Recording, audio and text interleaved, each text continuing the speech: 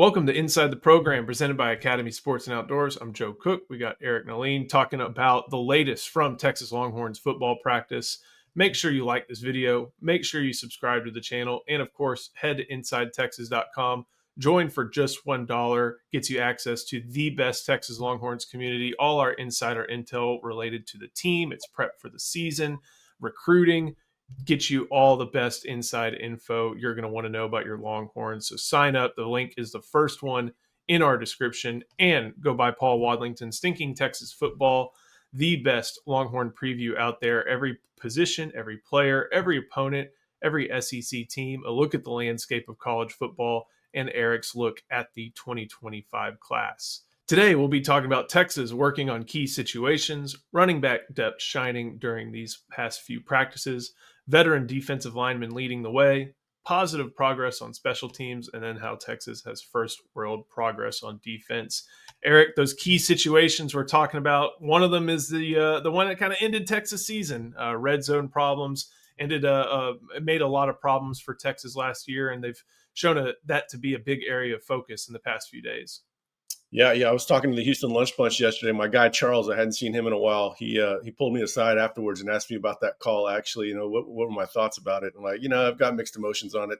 I'm not one to second guess Sark on these minute details, but obviously red zone as a whole was an issue. It's really frustrating because they started off last year really well. I wrote the first half of the season they had a really good red zone rate, and a lot of those were going for touchdowns, and they kind of broke down over time. I guess they got figured out. They got solved. They spent a lot of time on red zone. This goes back to last year, the years before too. They knew it was an issue going into last year. It was an issue from the preceding season. They spent a lot of time on it. That's about all I can say. But they spent a massive amount of time on red zone during the season. Tuesdays will be dedicated to first and second down. Wednesday will be third and red zone. So they're putting in all the time necessary.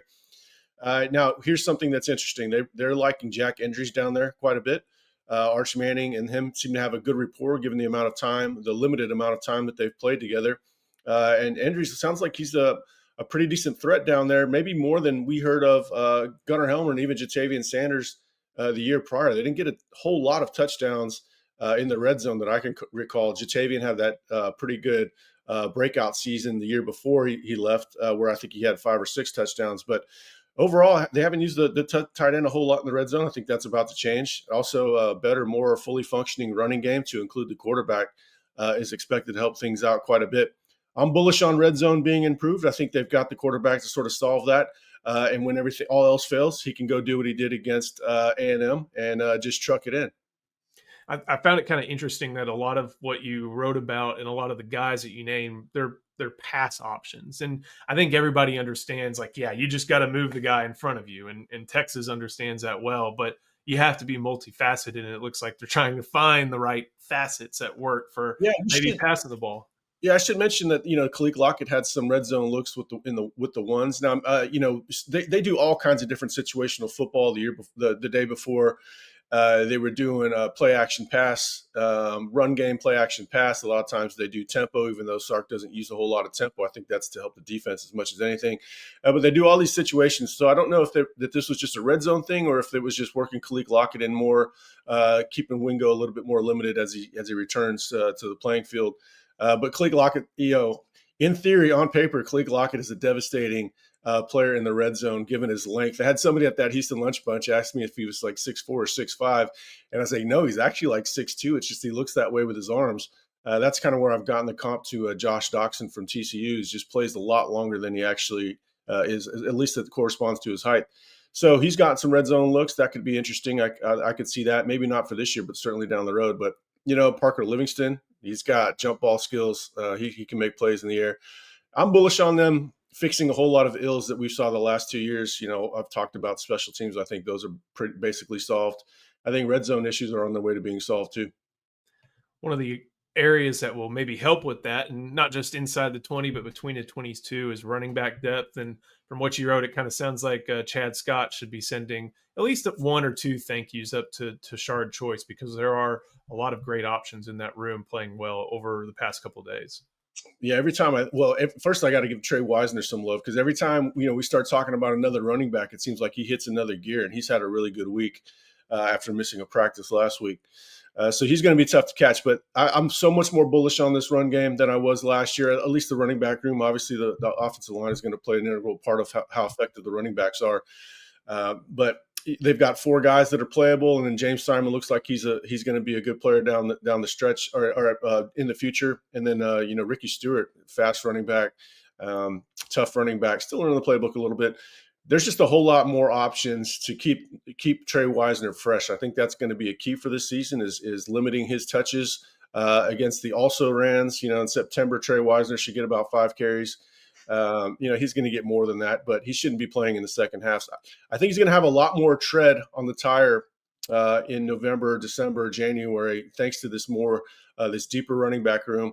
And I still would not sleep on somebody like Christian Clark or Jarrett Gibson surprising everybody and running for 700-800 yards. Should be a lot of fun to see. And CJ Baxter, it sounds like we haven't heard a bad thing yet, and that's still good news a year and 2 days after the injury.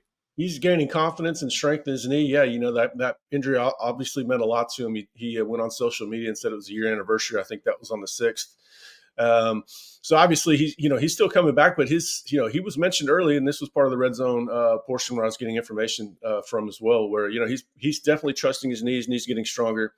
I've got pretty high expectations for him this season. I'm still not entirely sure what my expectations are should be for the first game, but we still got a lot of August to figure that out. Switching over to the other side of the ball, Texas, their efforts in the transfer portal at defensive line, I think we've made pretty clear now, help to reshape that room, not just for this year, but for the coming years. But as far as 2025 goes, we've been saying hockey shifts, and more it sounds like hockey shifts is what's going to be coming down the pike for the Texas defense. Yeah, one of the main focus points for me this August is getting an idea of the groupings and how deep they're going to play on the defensive tackle line, D tackle. Right now, I think it's Hero Canoe and Travis Shaw with the first team. Still, that's how they were when they rolled out the first day in front of us, and that's still the case. They love what both guys bring to the table as far as experience, leadership. Maybe not experience so much as Hero Canoe as far as playing time, but experience in a really strong program. He's got leadership intangibles, and then Travis Shaw is. You talk about a contract year. We could write an article about all the guys in a contract year. They can downplay it all they want, but Travis Shaw is in a contract year, a real one. He's gone after this season, so he's playing like it. I'm getting asked a lot about Murad Watson. Right now, I think Murad is with the 3s because I think it's Brevard and Alex January with the 2s. Now, that doesn't mean that Murad Watson isn't going to start. Doesn't mean he's going to play a lot. They're going to play a lot. They're all going to play a lot. One thing we did miss was Levon Johnson missed the first 2 weeks of practices. I didn't know that he was out. Maybe we should have asked more about him. And he's back now. And so, in his absence, Josiah Sharma, that would explain why we saw Josiah Sharma on those early pursuit drills. Remember that first day? We were like, we think that was Sharma, right? Sharma is really impressing. Sharma could play this year. No doubt he could be in that 6-man rotation. Maybe they have to go to 7 or 8 at certain times of the year, because Justice Terry is going to play as well. Justice Terry is still moonlighting just kind of up and down the defensive line, but is with the defensive tackles. That room is loaded. That room has a lot more high character than you normally find in the D tackle room, guys that can be like overall team leaders, guys that are leaders in the weight room. And because of that, the competition is going to be fierce. It's probably going to be ongoing into the season. They're in a very good spot. I couldn't be more bullish. And probably the most exciting thing I heard, we're hearing about Brevard on second team. I said, the guys like Brevard's really talented. And, that's not a word I've heard associated with him a whole lot. We hear the hard worker, but I see talent in his Purdue tape. I definitely see it. It was good to hear a source say that. So I asked him, I said, is he going to be drafted? He said, definitely. And they said, of course, Travis Shaw is going to be drafted too. So I'm really excited about that room. I have no concerns about that room based on what I've heard going into the season. Should be a lot of fun to watch the big boys do work. Before we keep going, got to show some love to our sponsor, that is Academy. All right. Who's ready? I'm open.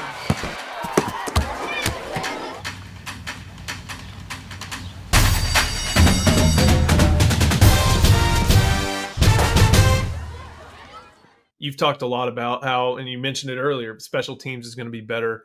One of the things that's going to help special teams be better is Jack Bomeister. Michael Kern punted like a freshman. Even Jeff Banks was kind of talking about how the expectation for him was just kick it, just let it go. We'll figure it out later. With Bomeister, it sounds like he can do a lot more and make that punt team a little bit more dangerous like it was a couple of years ago. Yeah, they're in love with this guy behind the scenes. Like, potential All-American. It's interesting he trains with Michael Dixon. I don't know how much that matters with punting, but that doesn't hurt. At the practices, I was doing a mental clock on the. My phone was overheating, so I couldn't do an actual timer. You know how hot it was out there, so I had to do it. The one Mississippi thing, and I was getting above 5 on a number of those kicks, and I ran that by a source last night. He's like, "Yeah, he's over 5 all the time." He has more. He has hang times in practice. Each practice, like 3 or 4 of them, the equivalent of the best ones that they had all last year. So punting is in an entirely different situation, and then the skill matters too, right? We saw him angling punts out of bounds. He's going to be a steal. I posted him in one of my tweets last night. They've got a secret weapon. He is a secret weapon. I'm not going to say he's Michael Dixon, but he's a massive upgrade. And I do believe special teams is going to be a lot better. And you talk about those close games where the margins are really tight. Hitting yardage is a big part of that, and that's where special teams comes in. I couldn't be more excited about him. And then you outfit him with some really good gunners. They've got some gunners to go out and pin these guys too. So couldn't be more excited about that. Special teams in a great spot. I'm hearing nothing but excitement about it. They put a lot of effort into it. It's like red zone. It's eventually going to get fixed. How long does it take to get fixed? It's a little bit frustrating for the fans when there's a blip. But if you go by Jeff Banks' track record, that's why I was trying to get on my readers last year. Like, hey, you go by the standard, not the outliers, okay? It goes back to PK his first year. That was an outlier year. So there's obviously a lot of context we need to figure out. The context we for special teams last year, we laid out a lot. There's a lot of reason based on fixing all those issues to be excited about it. I think special teams is going to do its part this year, where, last year the defense was kind of hung out to dry. I think special teams is going to do its part. I know there was concern about him punting at altitude because Utah is at about 4,600 feet. Doesn't sound like there are any. And also, like, he punted well, not at altitude last year. Right. So this is going to be, and we haven't seen those Michael Dixon to Josh Thompson moments like we had in the past couple of years. Sanborn did it some, but Michael Kern just wasn't able to do it. And that's just lethal when you can do that and basically send a pass off the foot to somebody standing on the 3-yard line. Yeah, that was fun to watch. Yeah, so I mentioned the context about it, punting at elevation. This guy looks like a stronger guy than what I expected they got. I think he's just continually getting stronger. This guy's going to play in the NFL. Finally, this is always a great note to end on. First world problems on defense. You can only put 11 on the field, but having to figure out who those 11 are, it's proven to be tough and makes it seem like they're going to have to put a lot of different players, maybe almost more than 20 on the field for Texas in 2025. Not at one time, obviously, but over the course of a game. This conversation stemmed from us going over, depth chart discussion. We already talked about 6 D tackles are going to play, probably 7. They can't have Justice Terry not playing. Man, Josiah Sharma might be the best defensive tackle right now of that freshman. They love those freshmen, by the way. They feel like they hit on all 3. So, I was like, so what the hell is going to happen? The guy goes, well, a lot of guys are going to play a lot. And so, there's going to be times that they have to trim down the playing time. You talk about going into Athens, you're not going to see as many people as you would versus Arkansas. But they're going to play a lot of guys. Now, there are going to be some egos to manage. Right now, everybody's selfless, but right now, everybody's playing a lot as practice, right? So at some point when that first week against Ohio State might be a little dicey. They're not going to play nearly as many guys as they're going to play all of September. But it truly is a first world problem. They've got 6 guys at edge that need to play. Zena Umeozulu needs to play. Brad Spence, you got to play him, right? He's a junior that gave up a lot of playing time at Arkansas to come to Texas. Obviously, Colin Simmons, you don't want to take him off the field unless he just needs a break. But how often does Superman need a break? Ethan Burke has to play. Obviously, he's a starter. Colton Vosick right behind him. And then you got a 5-star Lance Jackson, just a total specimen, a freak. And then on the top of it, does all the things the right way. So we're just talking about edge, and they got 6 guys to play. Don't even get me started on the DBs. They're all over the place. They need to play. So, it's a first world problem, and it could actually become a problem if guys aren't getting enough snaps. That could be something for the coaches to manage. But overall, guys are going to play. Some guys might get dinged up. That'll open up more playing time for others. It is a great problem to have, especially with a long schedule. Man, to watch that defense last year and to think that there's room for improvement is still pretty exciting to hear. So thank you for watching. Make sure you like this video. Make sure you subscribe to the channel. And, of course, head to InsideTexas.com. Full reports on Texas practice. There's a scrimmage tomorrow. We'll have insight on that.